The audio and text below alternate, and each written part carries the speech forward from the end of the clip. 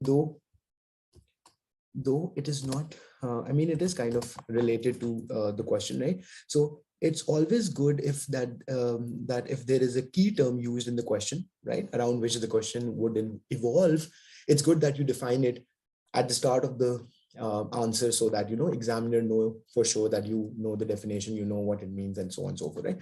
So what is recession, students? The idea is fairly simple. Recession is basically decrease of economic activity.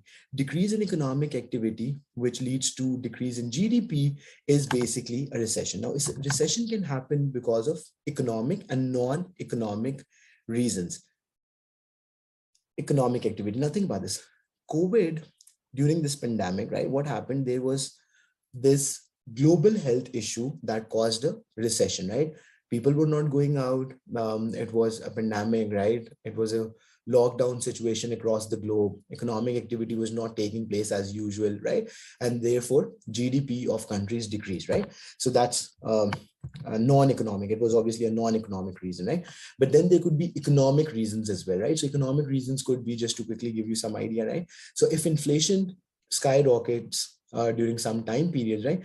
Then what would people do? Perhaps they can become more careful, right? Very high rate of inflation, right? Or as we say, hyperinflation could cause recession. Why? Because people can become careful with their spending, right? So think about this, what's happening in the world right now due to oil prices and all that. I mean, it's not in a lot of countries, by the way. I was reading a report and it said that in USA, the inflation is highest in the last 10 years. So there, I guess it was 10 point something, right? So that 10% rate of inflation in USA is highest in the last decade, right? So it has never touched that much in the last 10 years. So what I'm trying to say, fuel prices have skyrocketed, and due to that, cost push inflation is taking place and all that, right? So what would that do? Since people purchasing power would decrease, they can become more careful with their spending. So they only spend on basic necessities, don't spend on other things, and therefore the overall economic activity can decrease, right? Are we good on this? Right. Right, that's correct. That's correct, Zohan. Okay, now after you've defined in this question what recession is, now the question was asking you that which of the two calculations would help producers or entrepreneurs to make better decisions during a recession. Which of the two concepts would help entrepreneurs, business people, to make better decisions about their products? Income elasticity of demand and price elasticity, right? The second one was price elasticity of demand. Okay, now students, think about this. What is income elasticity of demand? First of all, you need to explain that. Similarly, then you'll explain what price elasticity of demand is, and then you will comment on which of the two is useful, why. Like, firstly, you will tell how both of these two are useful, and then you can eventually comment on which is useful more, right? Because that's what the question asks for, right? That which is more useful, right? So you'll start off by defining. It's very simple. We've done it a couple of times. Income elasticity of demand is a formula that calculates responsiveness of change in demand for a product due to change in consumer income. So the simple way we calculate this is that how much would be the change in demand for a good due to change in consumers' income. Now comes in the main part, Ron, here where you will say that this measure, this formula helps you to distinguish between different type of products. It helps producers or anyone, income elasticity of demand helps producers to distinguish between different type of products. Now think about this, when there's a recession, there's low economic activity, income levels are low. How consumers spending change during pandemic, right? A lot of people also lost their jobs, income levels were falling, people were insecure about their jobs and all that, right? So what do you expect that during that time period, did you observe any change in your parents' spending? Can you at least imagine what type of change in spending behavior would arise due to fall in income levels, right? So people start spending less, right? People start, as I was telling you, start spending less, and it's not that they can cut on spending on basic things, right? Can you cut on spending on basic things, right? Not really, right? Not really.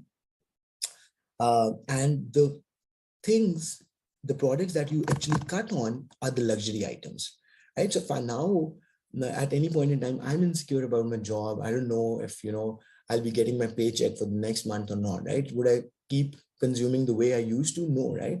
I'll cut on all the unnecessary things I'm spending on, right? I might stop going out that much. I will not do a lot of shopping and all these other things, right? So these are basically luxuries, right? So first of all, you'll tell that after defining what income elasticity of demand is, that they are luxuries and then they are necessities, right? So the consumers are expected to cut on their luxuries first, right? When there's a recession and fall in income levels. Therefore, the demand for luxuries is expected to decrease significantly, right? Exactly, right? So demand for luxuries is expected to decrease significantly, right? So let's say if this is 3.5% income elasticity of demand for luxuries. Now, what it means, can any one of you interpret this for me? So if there is a luxury item for which the income elasticity of demand is 3.5, who can interpret this value for me? What 3.5 means? What is 3.5? No, it is elastic, definitely. But how would you write it down in words? Zon, that's correct. It's elastic. Since it's greater than 1, it's elastic. How do you write in words? So the 3.5 shows you what? What is 3.5? So this formula is giving you a value of 3.5 for, let's say, movie tickets. Let's assume a product that will help you better understand. If the income elasticity of demand for movie tickets turns out to be 3.5, what is it actually showing us? The amount of the people are ready to spend on luxuries. Elastic demand. That's correct, Abdullah. That is elastic because it's more than 1. That's elastic. Okay. Now, students, why would you not ask me that? I've told you a couple of times. Think about it. 3.5 means, now listen to me very carefully, that for 1% change in income, whatever the variable in the denominator is, for 1% change in income, because that's the variable in the denominator, there would be 3.5% change in the demand for movie tickets. I repeat. So a value of 3.5, which is income elasticity of demand for movie tickets, means that for 1% change in income, there will be 3.5% change in demand for movie tickets. Now we did not specify whether it's an increase or a decrease. So you have to specify then, right? So since it's a normal product, so for 1% decrease in income, because this is what is related to a question at the moment, for 1% decrease in income, there will be 3.5% decrease in demand for movie tickets. Or vice versa, if there is 1% increase in income, there will be 3.5% increase in demand for movie tickets. Students, are you following me? Not following me, right?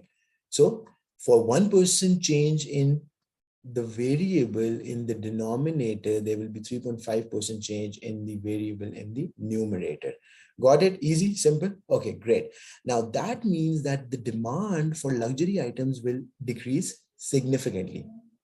The demand for luxury items will decrease significantly. Similarly, for the necessities, can you afford to cut on necessities a lot? Right? Can you afford to cut on the demand for necessities a lot? No, right? So therefore, the demand for necessities would be inelastic, less than 1, right? Which means that for 1% change, for 1% decrease in income, there will be only 0.5% decrease in demand for, let's say, bread or eggs or whatever, right? Basic necessities. You can't cut on that, food items and so on, right? Easy? Students, are you following me or not? Any confusion so far, right? So the biggest hit would be on the luxury items, and you need to explain this in the question, right? So if you're still having trouble understanding how this is related, read the question again.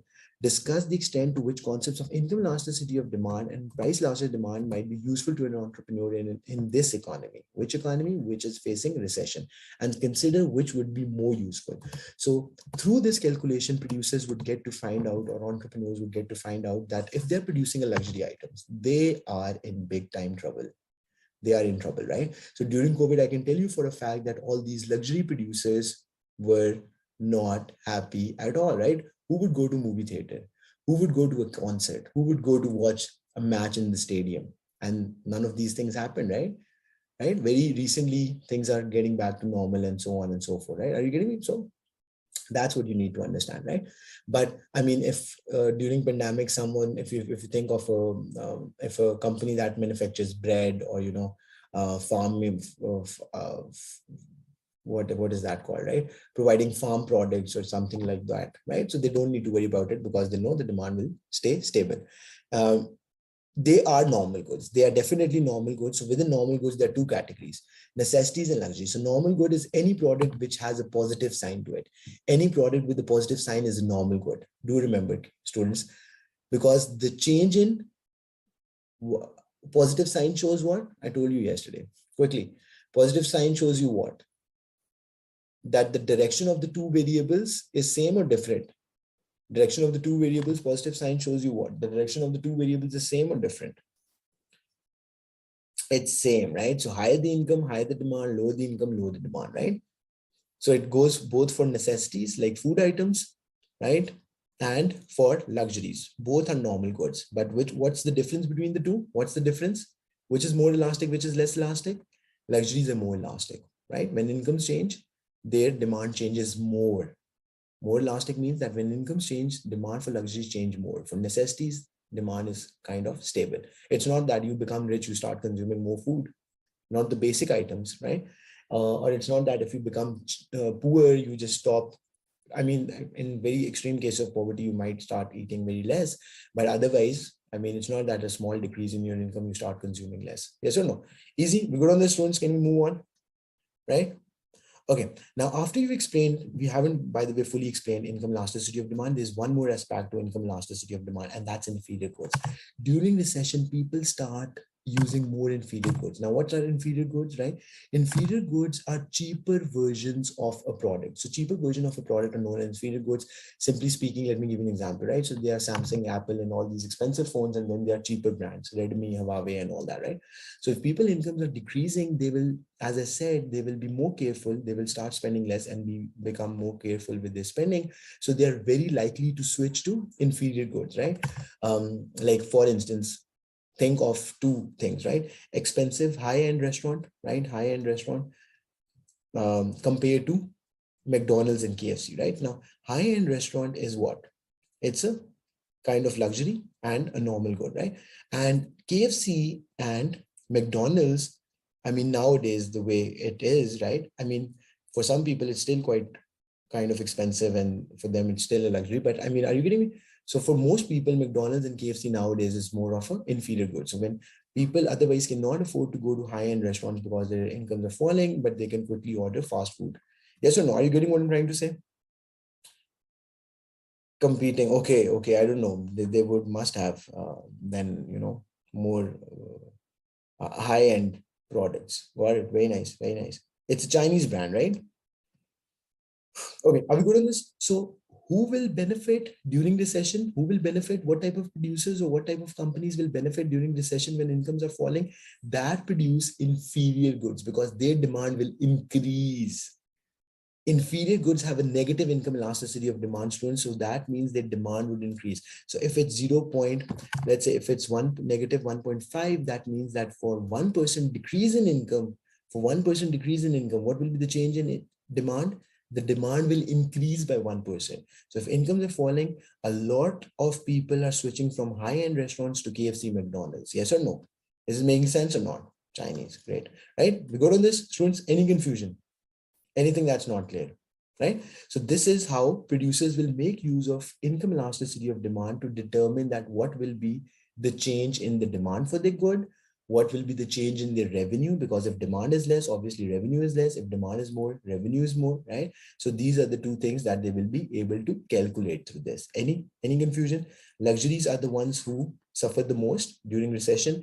Necessities are kind of stable. Demand doesn't decrease that much. It does decrease, not that much, right? And for the inferior products, inferior goods, producers of inferior goods benefit the most because when incomes are falling, people are switching to their brands. So they get to produce more and sell more. Easy. Yeah, I did know about that scandal that happened with the Huawei. Yeah. Got it. Right, students, is everyone clear? Any confusion so far? Anything that's not clear? Can you move on? Okay, now moving forward, what about price elasticity of demand? So price elasticity of demand, again, you will explain what is it. It's a formula that shows responsiveness or change in demand for a good due to change in its price. Now, when there is a recession and there is a decrease in income of consumers, right? What will that do to consumers? Obviously, I told you, right? Consumers become more careful with their spending. They only spend on basic necessities and things like that. So during recession, just remember, right? During recession, like the one we faced during pandemic, right? People were only buying basic necessities, right? Which have inelastic demand, right? Why? Because I mean, food is a necessity. You have to spend on that. Paying electricity bills is important because you won't have electricity otherwise, right? Paying your rent is important because otherwise, your landlord can throw you out, right? And things like that. But during pandemic, people were not spending. I don't know of anyone who went out and firstly, the shops were closed, but even after they opened, no one was like, oh, I need to go do some shopping, right? Are you getting me? Because incomes are decreasing. You want to save as much as you can. You're not very certain how long the pandemic will last, what effect it will have on your incomes, overall the profits of your company. Because if companies' profits are decreasing, what do? If company where you work, their profits are decreasing, students, what effect? Why is that a problem for you? Is that a problem for you? Right? That is definitely a problem for you because they will lay off, right? They will lay off. They will not want to, hire exactly unemployment, right? That will cause unemployment. They will lay off, right? Extra people, which did happen, right? During COVID. So these are all the things, right? So producers will get to benefit from the knowledge of price elasticity of demand by the idea that if they're producing elastic product, right, which has elastic demand, so they would know that their demand is expected to decrease, right? Their demand is expected to decrease. Like it includes all the elastic goods, just like income elastic demand includes all the luxuries, right? Which are not necessities. And inelastic includes what? Necessities. Yes or no? Right? So that's what you need to remember. Easy? Redundancies. Yes, correct. Right? Okay. Now, after you've explained all this with examples, then you need to comment on which of the two is more useful. Which of the two is more useful? I'll wait for your response to, right? Which of the two is more useful to help producers decide about their production and all that. So out of income and price elasticity of demand, which would be more useful? What do you think? Nonsense, shouldn't be that difficult. So what happens in a recession? In a recession, incomes are changing, right? So which variable would help you more? Obviously, income elasticity of demand. Yes or no? Because then you're directly finding the relationship between incomes and demand for your good. Right, right. Easy? Got it? Simple? Any confusion? Anything that's not clear? Right, right. Good. Okay. Right. Okay. Now we will take one question from Zuhan, right? So let's take one question. Not in this question, Abdullah.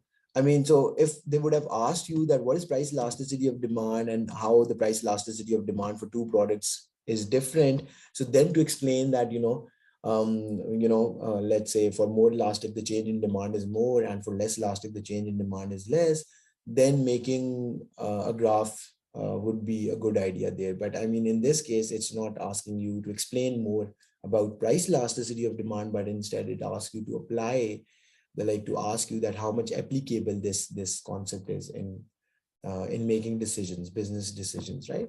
So graph would not add much value, so you don't need to worry about that, right? Okay, now we have a question here, right? Okay, which one? I'll quickly read through the answer and then we'll discuss. Is this one question only, Zohan?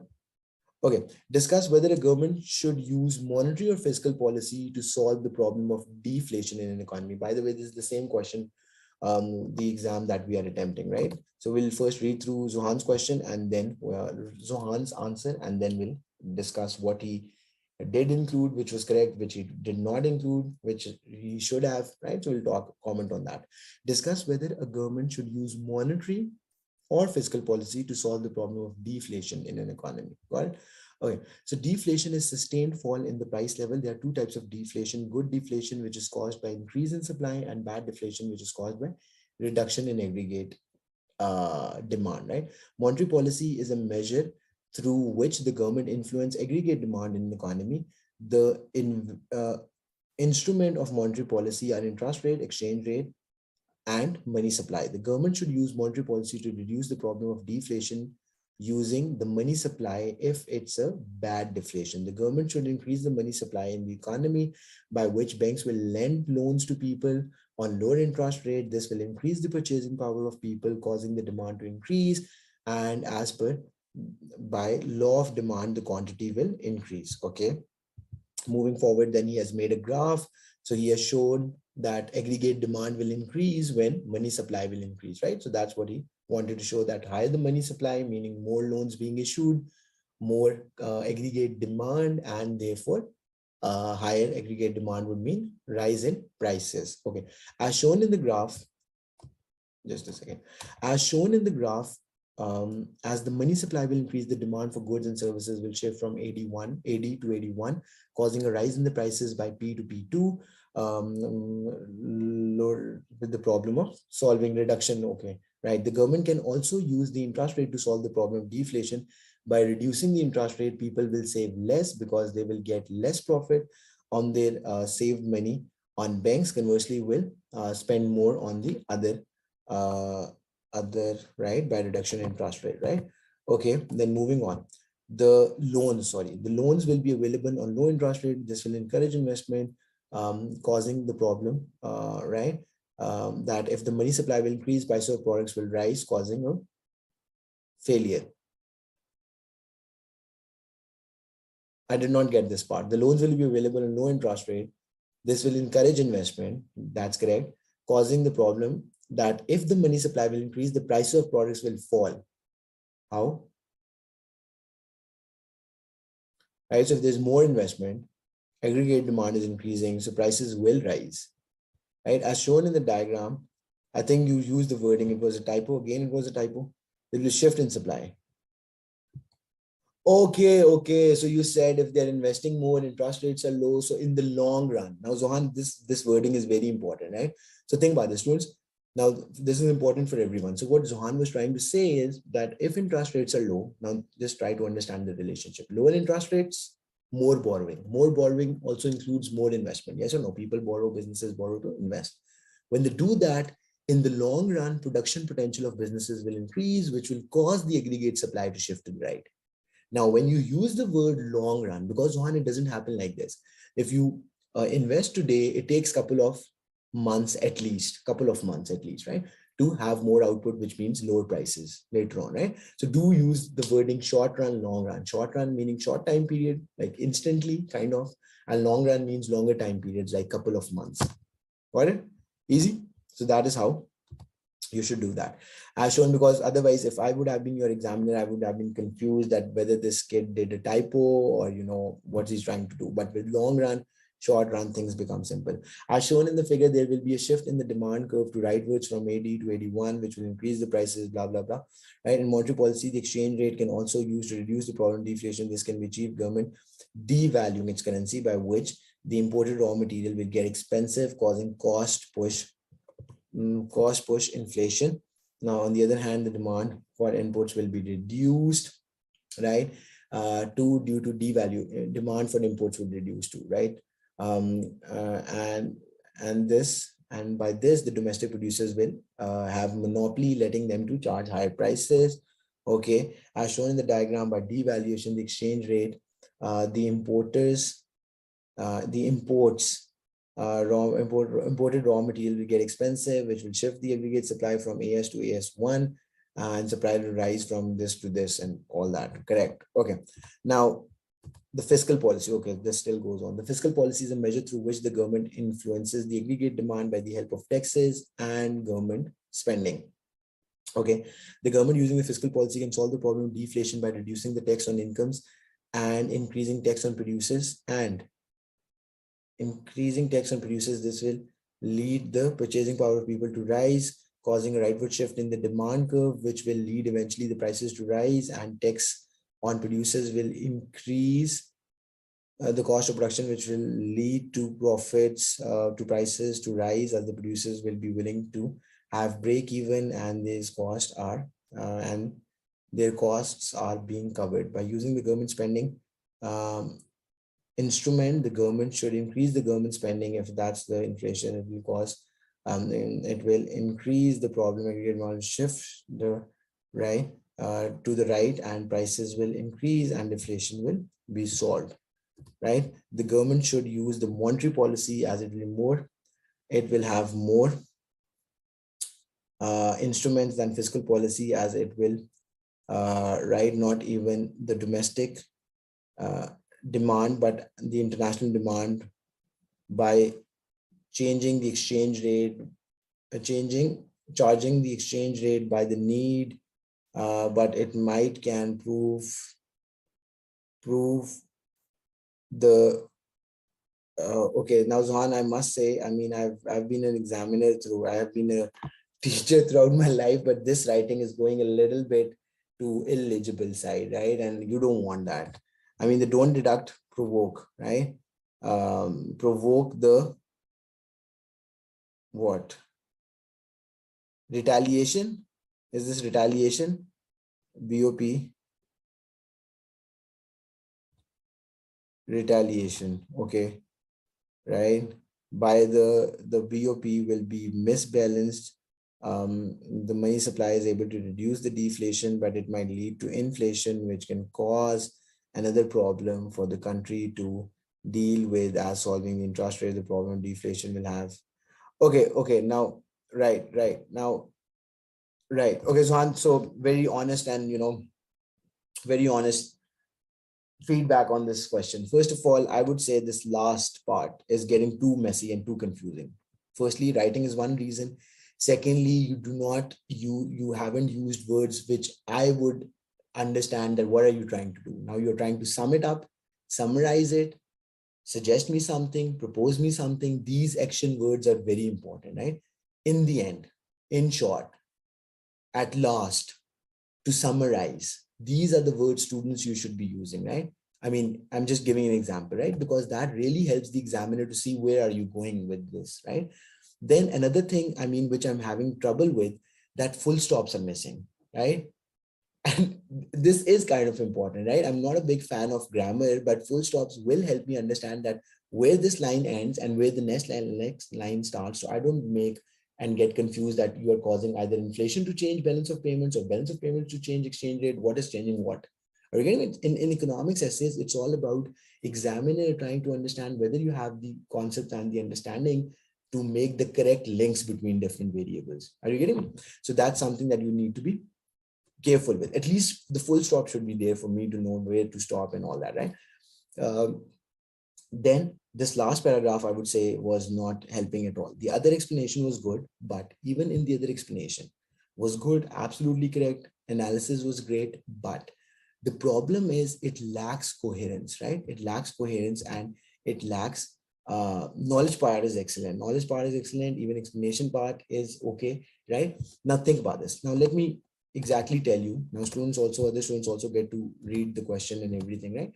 Now let's now do it my way, right? Let's see what I do differently. Okay, discuss whether the government should use monetary or fiscal policy to solve the problem of deflation in an economy. Now, first of all, we need to see that whether we have defined deflation in the A part. We have, right? Yes or no?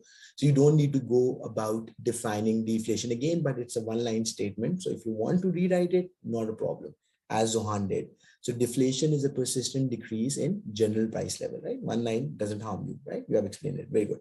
Then take some time to define what monetary and fiscal policy is, which Zohan did. He did define monetary policy, then started off with monetary policy, and then he later on defined fiscal policy and then wrote about fiscal policy. That's also fine.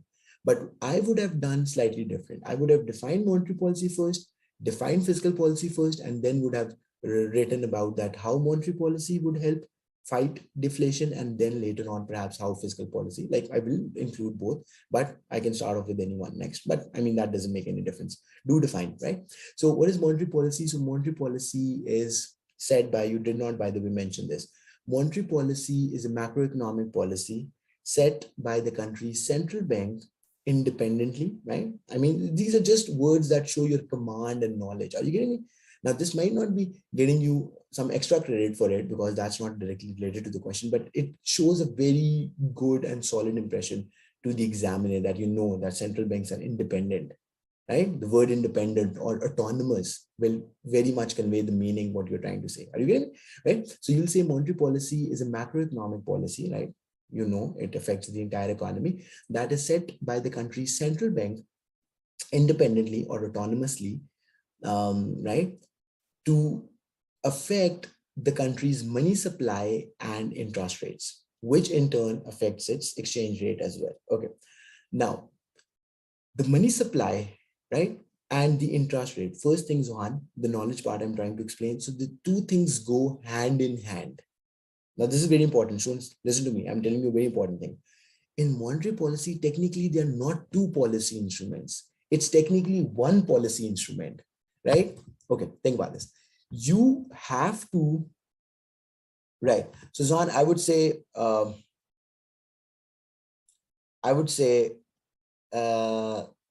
eight, I would say, right? And this could have been easily higher just because of the grammar part, the wording part that has costed you all the marks. Because if I'm not able to read, if the examiner is not able to read and understand, I mean, he can't help it. What can he do, right?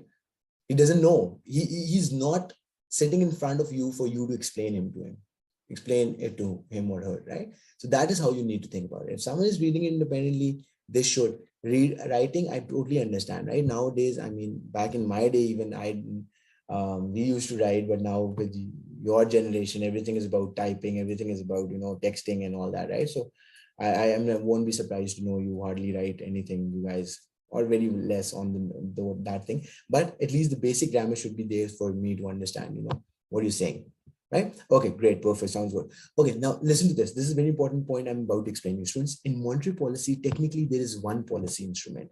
Now, what do I mean by policy instrument? So it's basically the money supply that derives everything. Listen to me carefully. In monetary policy, it's basically the money supply that changes, money supply that changes to change interest rates. Are you getting me? So what is causing change in what? Always in economics, be very careful as to what is causing a change in what, right? So it's the money supply that causes a change in interest rate. Now, what is money supply made up of, right? I did tell you, right? So currency notes and what? Bank loans. What bank loans? Commercial bank loans, right? Commercial banks are private banks, right? Okay. Now, when any of these two would increase, what would that do to interest rate? That would cause your interest rates to decrease. If this is going up, right? It's not always that the central bank is always printing more money. When we say increase in money supply, we don't mean that, the central bank has just put up a machine that's printing money and that. Sometimes they do that, right? It's not like that. Sometimes the increase in money supply could also be because of the fact that commercial banks are creating more loans. They're creating more loans, giving more loans. People are borrowing, right? That's also part of money supply, right? So you explain this. Then you'll say that due to change in money supply, interest rates change. And now it is the interest rates. Listen to me carefully, students. Now it is the interest rates that affect the economic activity then, right? Are you getting this one? Is this making, is it sounding now more organized, right? Now, money supply gets changed, which affects your interest rate in turn, and then interest rates affect your economic activity, right? So the idea is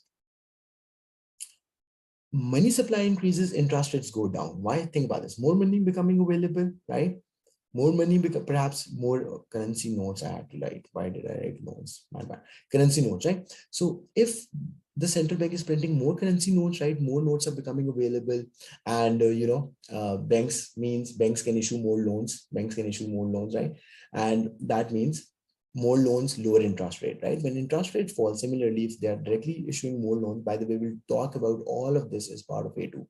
I mean, there's no point in going in that much detail, right? So if more currency notes are being printed or if more loans are being issued, interest rates will go down. If interest rates go down, what will that do? That will make your borrowing cheaper. When borrowing is cheaper, what will people do? They'll borrow more.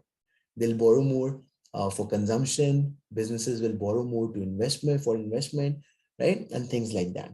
When this happens, right? When this happens, what happens to your aggregate demand? Now, even in this question, Zohan, you should have explained briefly that aggregate demand is made up of 5 components: consumption, investment, government spending, exports minus imports. Even though in your answer, it was evident that the student has understanding of aggregate demand concepts. So even if you don't write it explicitly, I'm just explaining it to other students, right? So reading your response, I totally got the idea that the student knows components of aggregate demand. So even if you don't write it explicitly, that's fine. But some students want it more organized. That's why, right? So then you'll say that if interest rates are low, consumers will consume more because borrowing is cheaper. And do insert some examples, right? So you could have said that, they might be borrowing more for home loans, mortgages. You know what mortgage is, right? They would borrow more to make a new home mortgage, right? Car financing, blah, blah, blah, blah, blah, blah, right? I mean, it just sounds a little fancy, right? Okay. Then similarly, businesses might be borrowing more for investment. They can expand their production potential, things like that, right? Are you getting me? Right, correct, right? And so on. When that happens, aggregate demand increases, the aggregate demand curve shifts to the right, so deflation will be controlled, right? That's what you should have explained, right? Then as far the exchange rates are concerned, right?